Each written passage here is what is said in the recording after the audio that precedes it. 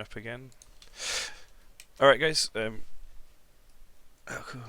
Okay guys, just start the next match. Trekkie are on grid, I believe QE are in warp. So, I checked DScan just now, we do have two different setups.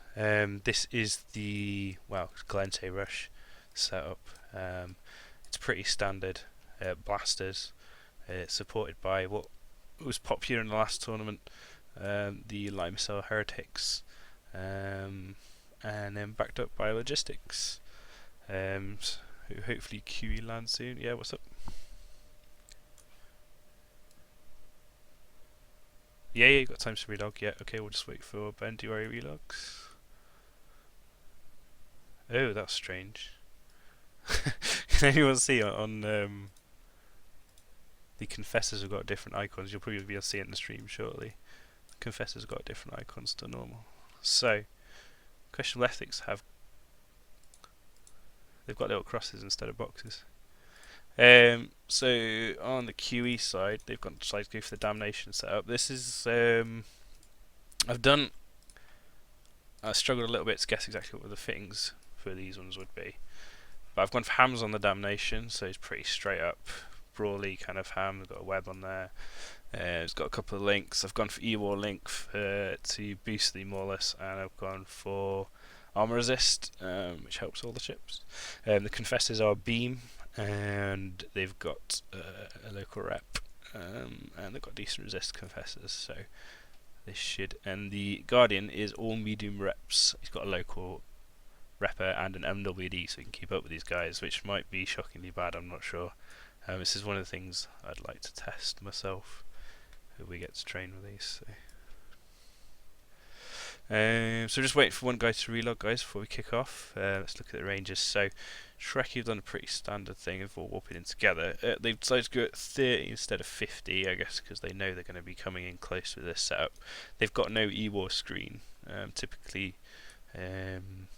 most teams include some sort of E-War, but they've decided to neglect that and just go for a kind of ganky setup. Whereas on the other side, the Damnation Confessors, they've got a little bit of ability to kite, because they've got that Mollusk there to draw in the enemy or push them away as they see fit. I think that Mollusk is going to be pretty crucial at locking down the Excura, because the Excura might just lag behind these other guys.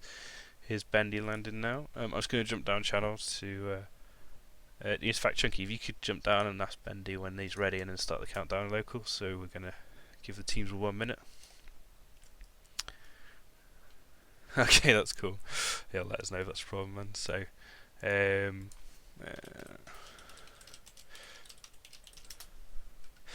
so on the QE side, interestingly, the Damnation's coming at 0. He's not. He's just going straight up. I'm here. I'm going to brawl you. I'm not even going to pretend to kite. Whereas the Celestis is at the back line with the Guardian at 50 kilometers, and the Confessors are in the middle. They're at 30 kilometers. So, with 30 seconds to go to the start of the match, be interesting to see who plays out. Obviously, Trekkie need a win, otherwise to stay in this little best of 5 series we're doing today, or QE might just smash them out and call it a day. I kind of hope Trekkie would get at least 1 win, so we could do 4 matches. But okay, so go, and the teams are off straight away. Let's have a look. Bendy and the Heretic peels off to one side.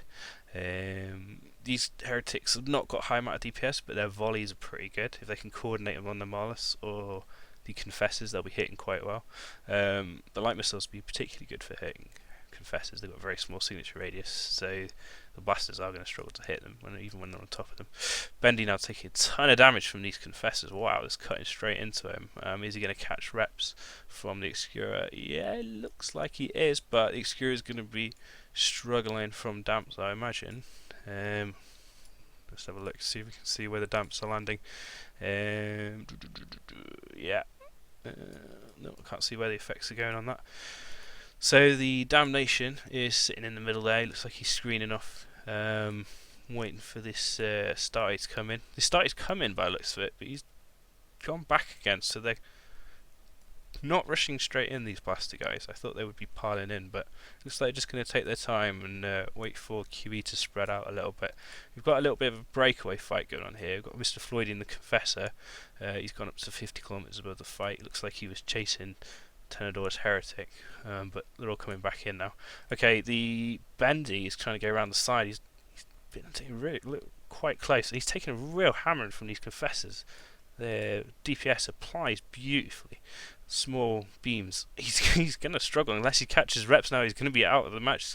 This might be a quick win for QE if they can just start blapping shit down like that. Oh, he's gone. He didn't get any reps. I'm guessing that the Excuria was damped because he looked like he's in range.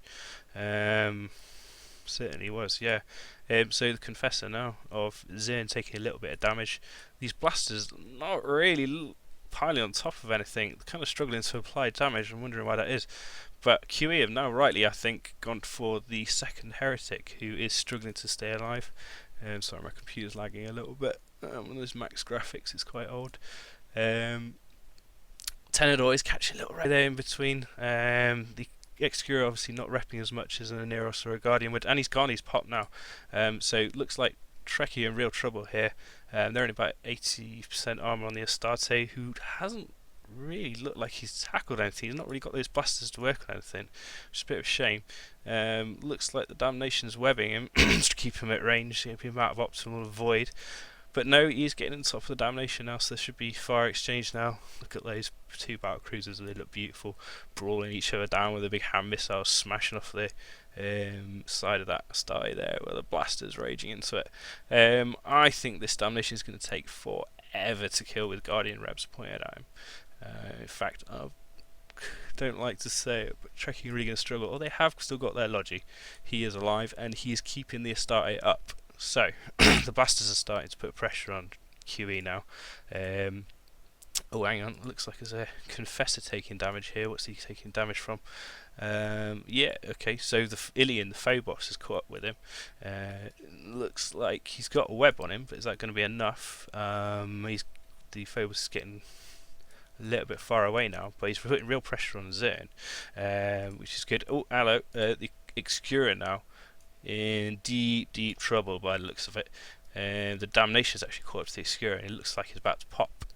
Excuria is obviously a hell of a lot less tanky. He has got a local armor up on there, but he's a hell of a lot less tanky, and he's gone than an Aneros would be. So he really did not want to get caught. Looks like there wasn't very much screening going on there. Zin and the Confessor looks like he's going to be taken out though by these two blaster ships before this is over. So please, come on, Trekkie, don't let this be a 5-0.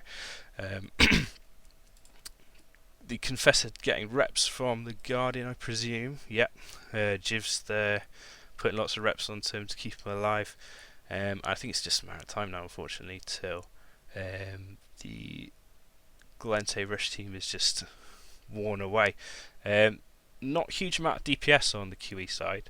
Confessors, depending on what mode they're in, they're doing about 200 to 400 DPS, depending on what ammunition and mode they're in.